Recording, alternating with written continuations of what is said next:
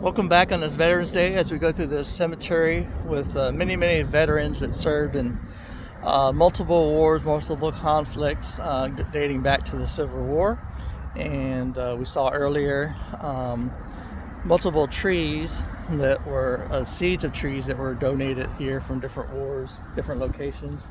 And but we're going to look again some more headstones. Here's another interesting, we saw one like this in our first video, and this is a different one. This is Grandma Laura Maples Ritchie, 1876 to 1960. And I saw another one of these headstones. I'm not familiar with these, but maybe you may be. But it's kind of interesting.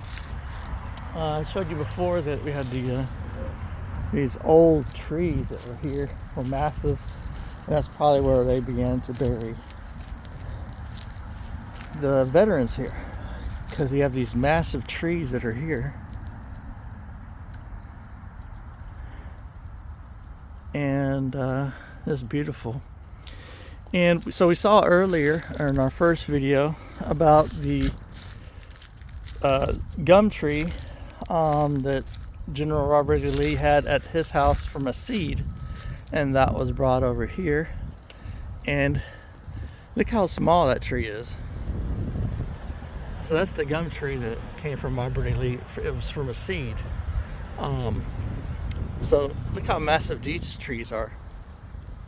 Same era, right? But these trees would have been well established and still are. And they're just massive.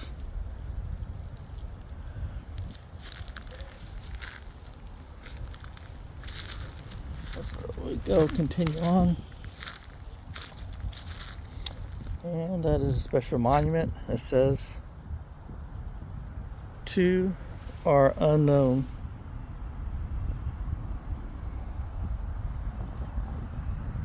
(1861, 1865 in the Civil War. And then there's a couple of markers here. It says Sons of Union Veterans of the Civil War. And they have a few memorial stones here scattered around. To our unknown. Like I said, there's over 300 that are buried here. It is mostly Union troops that are buried here, but there's a few Confederate troops that are buried here as well. And there's a few colored soldiers, as they would be referred to back during those days. They're buried here. And a few Confederate soldiers that are buried here. And a few that are buried here that fought on both sides. So that's kind of interesting. And then maybe we'll look more into that another day. This was put here by the American Legion in 1960. Lest we forget. And you have the flag here at half-mast. And this is like a place that they would hold events here.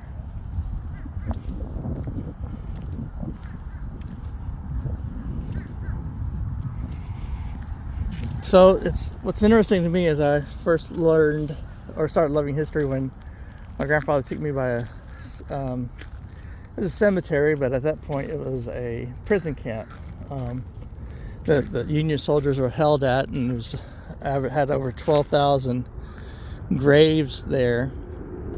Because they were the prison camp was there in Andersonville just for about 14 months.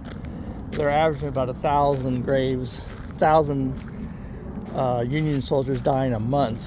So it was a massive tragedy. I believe they said that's where more soldiers died there than anywhere during the war, when you accumulate that location. But you have different so you have different ones buried here. You have cavalry, and as I said, they had a few Confederate troops that are buried here. So that must have been one from Arkansas that was buried there.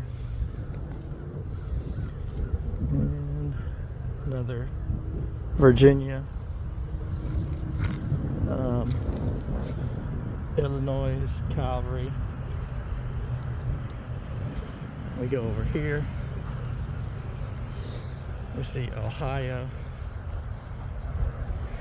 So what's interesting is you had soldiers that fought against each other in the war, but a lot of them came to get to know each other after the war. And there used to actually be reunions. You can actually go online, see Missouri right here. David. 3rd Missouri Cavalry. And New York. 76 New York Infantry. So you can actually find, you do a little bit of research, you can find where they would actually have get-togethers, soldiers from the north, soldiers from the south, and they'd actually have like reunions. Even in Andersonville, as tragic as that place was, there's a monument there that says "Malice to None." And as much as they went through there and suffered, still they built something there as a memento, memory.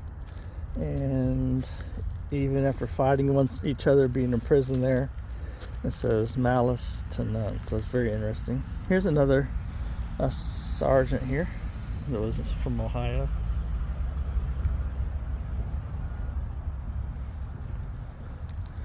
This is another veteran here from Pennsylvania.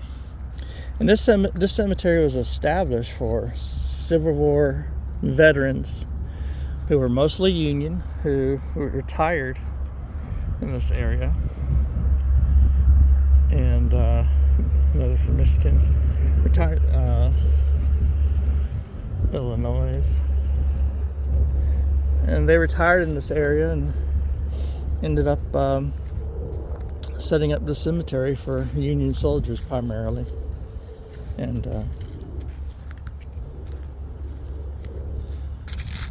so this is pretty much, see, all scattered around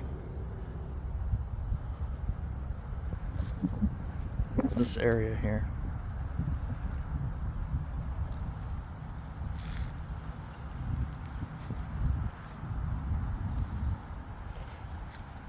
Alright, we'll pick up on another part of this video. Thank you for joining us at this time of touring history.